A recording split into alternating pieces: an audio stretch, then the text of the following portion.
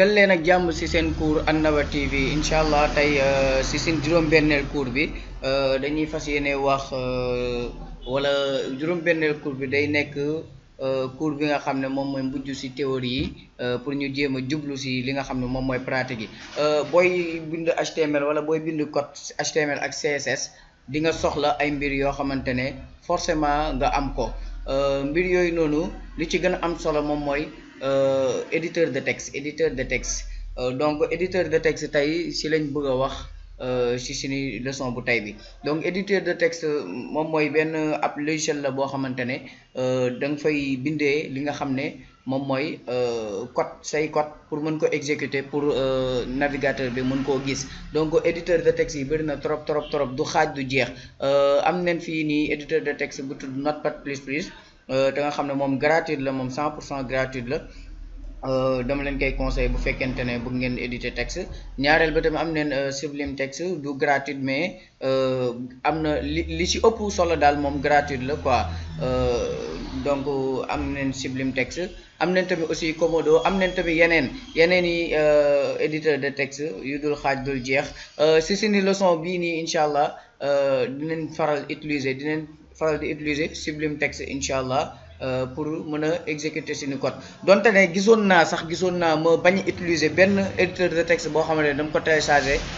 ma utiliser Notepad simple bi nga xam ne moom mooy wàccaale ak ordinateur bi ma utiliser ko pour rek ngeen mokkal li nga xam ne moom mooy code yi parce que moom moo gën a gaaw ci li nga xam ne moom mooy mokkal code yi parce que Sublime Text suñ ko waree utiliser fii tey da ngay commencer benn code mu continuer la ko loolu laa ciy bañ waaye gis ne tamit bañ yàq temps yu demee noonu ngeen jéem a ànd ak man rek ci jéem a mokkal te di mokkal code yi jéem a tamit essayer code bépp code boo xamante ne def naa ko rek balaa leçon bi jeex ngeen def ko seen exercice ngeen def ko donc lii moom mooy éditeur de texte yi bu fekkee da nga bëgg a télécharger benn éditeur de texte bu la si neex tey boo duggee si site Sublime Text www.sublimetext.com di nga am page d'accueil bi download for Windows su fekkee Windows nga yor Windows moom la am quoi download for Windows donc aussi tamit su fekkente ne tamit Notepad++ aussi tamit am nga ko fii https notepad++.org donc nga dem ci page accueil bi nga télécharge li nga xam ne moom mooy Notepad++ download pour installation moom lu yomb la installation manuelle comme ni ngay installer beneen logiciel tap suivant installé mu jeex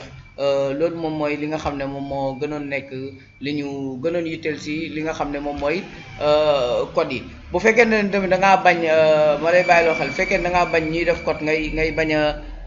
def code ak Sublime Text nga bañ a utiliser Sublime Text parce que dafa lay corriger souvent nga utiliser Notepad bi nga xam ne moom mooy wàccaale ak ordinateur bi moom mooy Notepad bi donc bii nii mën nañ ci exécuter code HTML comme niñ ko soxlee ci yeneen yi logiciels yi donte ne li avantage bi mu ñuy amal moom mooy moom bu ñu koy utiliser du ñu corriger ak faute bu ñu mënta def bu fekkoon HTML lañ def lépp ñoo koy defal suñu bopp alors que Sublime Text wala Notepad++ donc mun na am ñoom bi ñu la corriger ñoom dañu lay corriger par exemple Sublime Text mu ngi nii su ma jëlee benn file par exemple ma enregistré ko li ma jublu ci correction bi moom mooy di ngeen ko xam incha allah index.html ma def par exemple lii yëpp bu leen ci jaaxle pour l'instant mais pour expliquer waale leen rek ngeen comprendre éditeur de texte yi lan mooy seen différence ak lan mooy seen lan moom mooy li nga xam ne moom moo am fii te amul fële donc par exemple HTML nii tey boo commencé woon bind code HTML boo tegoon benn balise par exemple ngeen baal ma ordinateur bi ma nekk di utiliser nii nekkul ordinateur bi may faral di utiliser donc tag yi wala clavier bi doo ko xaw a miin nekkul ordinateur boo utiliser ordinateur yi clavier yi bokkuñ donc il fallait ma utiliser clavier visuel pour ma comprendre li nga xam ne moom mooy toute façon li ma ci jublu moom mooy comme yéen a ngi koy gis nii donc dama def D rek mu commencé di ma indil mu may indil ay correction yoo xamante ne par exemple loo bëgg a def ndaal par exemple su ma bindee H boo xoolee dina ma indil ay mbir yoo xamante ne gis na moo commencé H yéen a ngi gis nii donc loolu moo tax ma ne bëgguma utiliser li nga xam ne moom mooy Sublime Text waaye tamit pour gis ne heure tamit day kii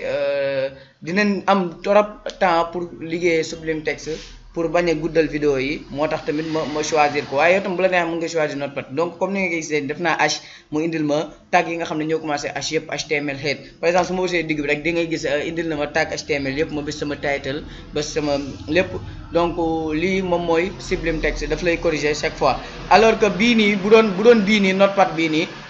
lépp yow yaa koy bindal sa bopp donc lépp yow yaay bindal sa bopp doctype defal sa bopp lépp daal par exemple te dara duñu la si corriger donc bu ñu bàyyee xel ñaar yëpp benn bu nekk am na si avantage mais ñaar ñëpp avantage yi am na kenn koo xamante ne moom la soxal mbokk bu fekkee jar na nga si vidéo partager vidéo abonné si chaîne bi wasalaamaaleykum wa rahmatulah wa barakatu